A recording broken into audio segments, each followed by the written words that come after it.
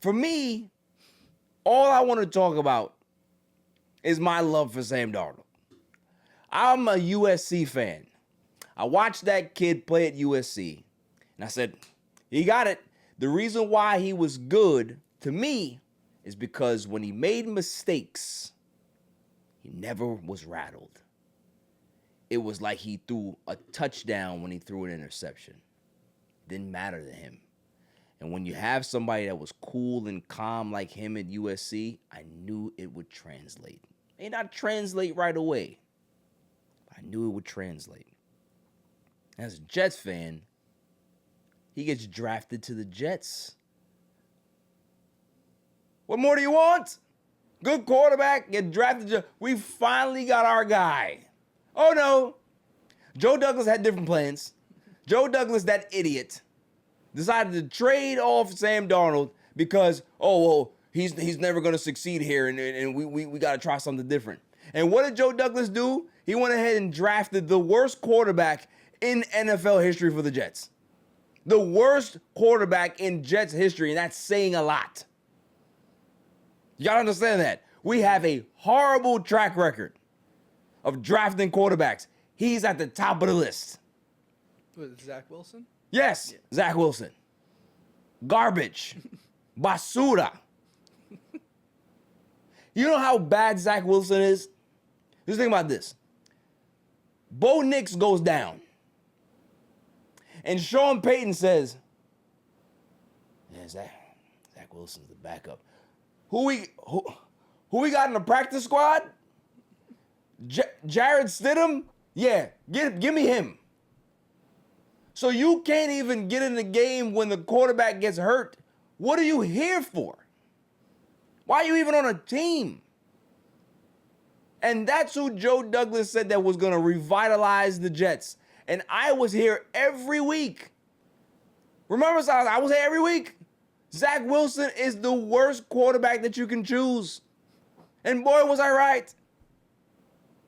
So when you go ahead and you trade Sam Darnold, you take him to Carolina. He gets his ass beat in Carolina. Doesn't look great. He goes to San Francisco for a year. And that's when the lights go on. He's like, oh, I'm in a good organization. I'm in a place that has quarterback development. Oh, I can be able to talk to Kyle Shanahan about certain things and what I see and how to be able to develop. Oh, okay. He goes to Minnesota. Has a career year there. And everybody's still told, well, he hasn't won the big game yet. He hasn't won the big game yet. Okay. Goes to Seattle, and Seattle fans, Seahawks fans, well, why do we get Sam Darnold? Why? He's not a franchise quarterback. He's a bridge guy. And what does he do? He puts together one of the best Seahawks seasons for a quarterback in their history. They finished 14-3. Sam Darnold is perfect in the playoffs right now. Not a single interception. You know why? Because he's never rattled. And although he had that terrible playoff last season with the Vikings, right? And all the criticism that he got from that, never got rattled. Great quarterbacks understand that when their moment is called, they answer it. They answer that door. They answer that phone. Aaron Rodgers did it in 2010. On the road every game and says, no problem. I answer the call. Joe Flacco answered the call for Baltimore. Perfect in the playoffs. The list goes on. This is Sam Darnold's moment. And for everybody that thinks that, this is like one of those fluke years, look again. You're seeing a guy in real time over the last 4 years develop into the quarterback that he is today. Sometimes guys are able to get it right away, while other guys have to search and find it. And not everybody, right? Even some guys, they'll go ahead and go from team to team and still can't catch that rhythm or they still can't find their footing. Like Justin Fields, he needs to be sent to Pluto. It's one of the worst quarterbacks I've ever seen, right? He'll never figure it out. But Sam Darnold always had it.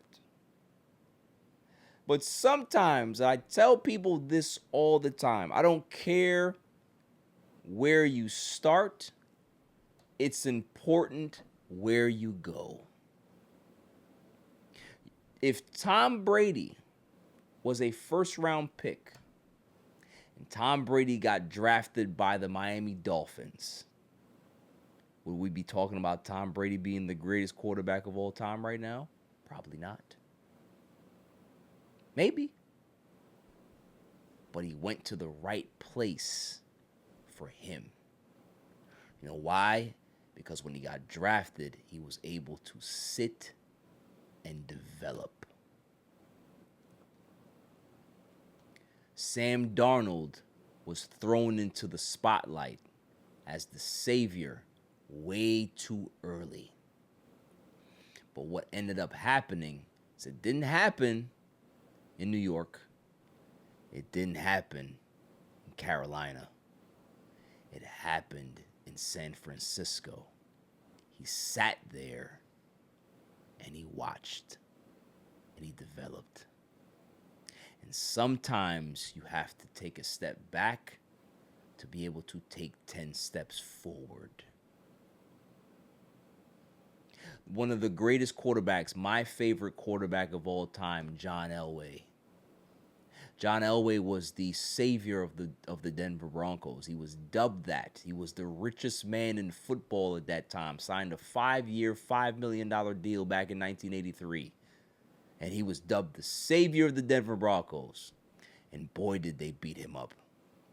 Boy, did they make him look like dog shit those first couple weeks. And he couldn't play. Couldn't get his footing. They benched him. He had to sit for a month. And sitting made him understand the game. It slowed things down for him. It made him understand what he's looking at. See, the thing is, I've always been a guy and a proponent for an advocate for it doesn't matter how high you draft the kid.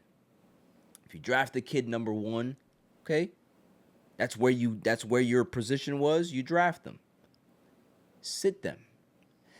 Some people don't have to sit for a whole season, but sitting is important. Whether it's 4 games, whether it's 8 games, whether it's a whole season, you should sit and watch. Because it gives a quarterback that time that they need to be able to further develop. And what we're seeing from Sam Darnold is a finished product in regards to he understands how to play quarterback now with his cool demeanor and his ability to never get rattled. Everything is starting to work now. So nobody should be shocked about this. Talent was always there, but where he went was important. And as a Jets fan, I will be rooting for the Seahawks because I can't see another Patriots Super Bowl. We just saw the damn Chiefs being the damn Super Bowl every friggin' year. We hate the Chiefs, but not as much as the Patriots. I hate the Patriots like I know them. Like they stole money from me. That's how much I hate them. I hate Bill Belichick just because he had the job and said, I'd rather go somewhere else. It bothers me to know that that great man was a Jet and he didn't want to be here. The suffering that Jet fans have to deal with at the hands of New England, to see them in another Super Bowl pains me. And I'm telling you right now, every Jets fan across the planet is a Seattle Seahawks fan this week and next week. We'll all be having our Seahawks hats on, rooting for Sam Darnold, because that's our guy. Yeah, we can't develop because we don't develop any Jet quarterbacks. We don't never develop anybody here. It's fine, but he's our guy. That's all I'm saying. Appreciate the journey that Sam Darnold has gone through in his career, because that's what a quarterback looks like to me. That's the trajectory that I like to see from players, from a quarterback. You learn, you get beat up, you're